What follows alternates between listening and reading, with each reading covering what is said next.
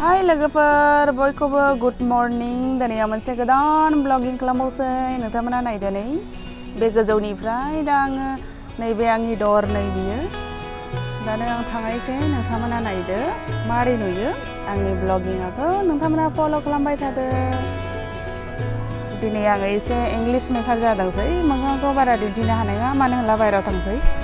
आंनि जायगाया नै आङो नैबे न'निफ्राय ओंखारबाय नै बे आंनि दर नै दा बिनिफ्राय थांनायसै नोंथांमोना नायदो नै आंनि दरजाया आंनि लामाया नै सिरिनिफ्राय ओंखारसै आङो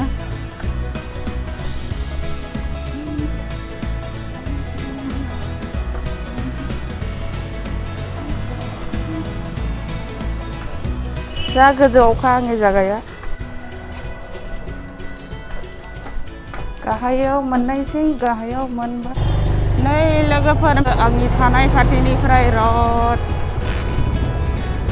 नायदो मेन लामायाखौ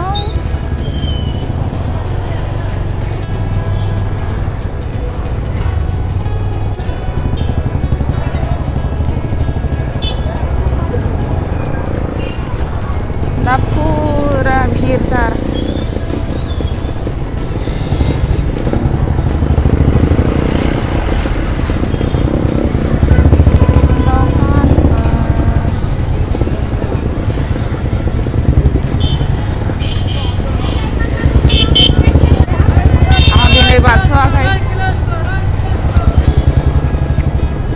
पुलिस स्टेशन मोनबाय नै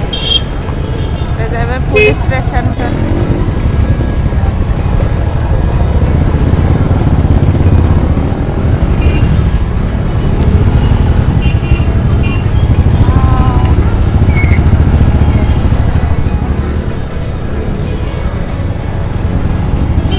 गोगोमबान भिर दिनैहाय सानडे मार्केट अनलि 11टासिम बेबादि भिर जानाय 11टानि खर बेबादि भिर नुनाया आरो दिनै मानो होनब्ला मार्केटबो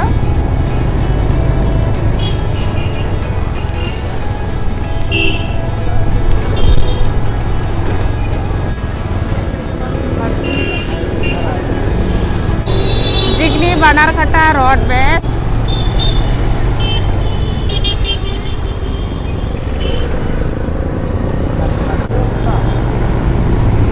जोङो एपिसि सार्केल हाइवेआ थांसै जोङो बहाय मेन हाइवेखौ मोननाय दा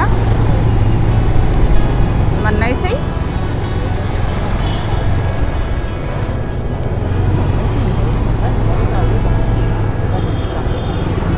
नायदो नै नोंथांमोना ओरैनि लामाखौ ओरैहाय जिगनि बानारकाटा रोडनिफ्राय जोङो मेन हाइवेजों थांनायसै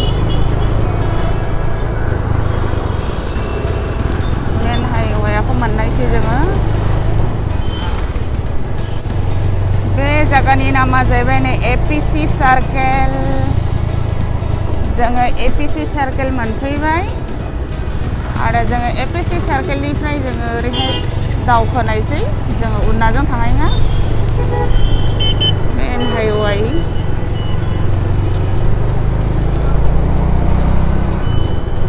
मेन हाइवेनि लामा दखानफोरखौ नायदो लोगोफोरा मारै नुदों दिनैहाय थान्दा बादि ना माथो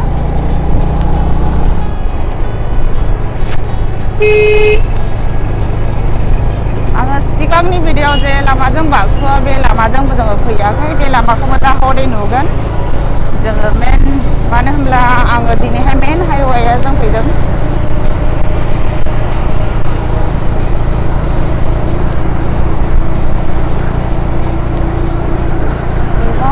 खालि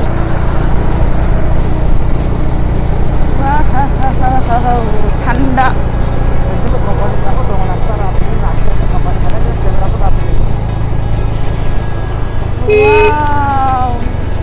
नै लोगोफोर नैबे लामाखौ दे खालि नुदों नैबे लामाजों आङो बारस'वामोन सिगांनि दिनाव दा आङो ओरै स्ट्रेट थांसै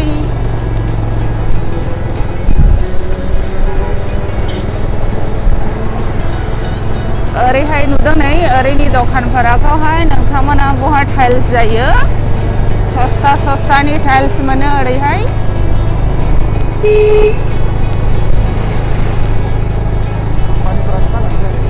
Company मेला नागदा नागसि company खोथाथ्रनो हानाय नङा आङो companyनि नामफोरखौ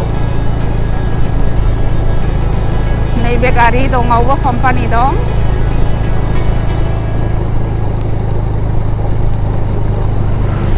आरो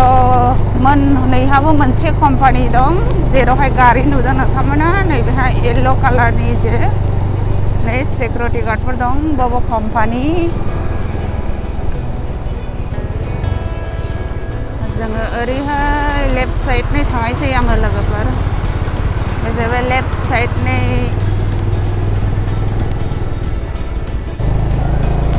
बे company बियो ओरै फुरा company लागा गोजा नागदा नागसि ओरै एसे खालिनो company बाव नैबे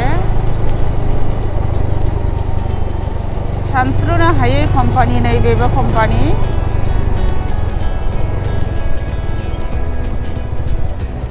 बिदिफ्रावबो मावनो हायो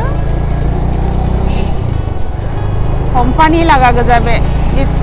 जेसेबांबो नुदों नोंथांमोना बे company गोजा नागदा नागसि लामानि नागदा नागसि जे जिं जिं दङ बे गासैबो company गोजा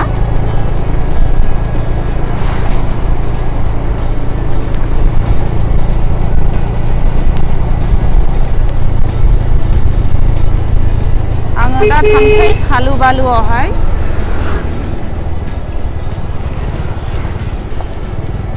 खालु बालु आङो मेन रडजों फैदों आङो बारस'वाखै दिनैहाय लामाया मोजां नङा ओरैहाय गामि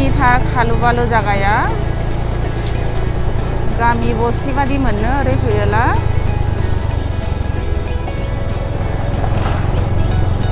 न'फ्राबो गामिनि बादिनो बने गोजान गोजानै आलादा आलादानो बेनिखायनो जोङो बे खालु बालुआव फैहोलाङो मानो होनब्ला जोङो गावनि जायगा बादि मोनो बेनिखायनो जोङो आङो बहाय फैहोलाङो लोगोफोरजों लोगो लानो आरो बेयाव जाहैबाय नैबे दखानफोरखौ नुदों बियो खालु बालुनि दखानफोर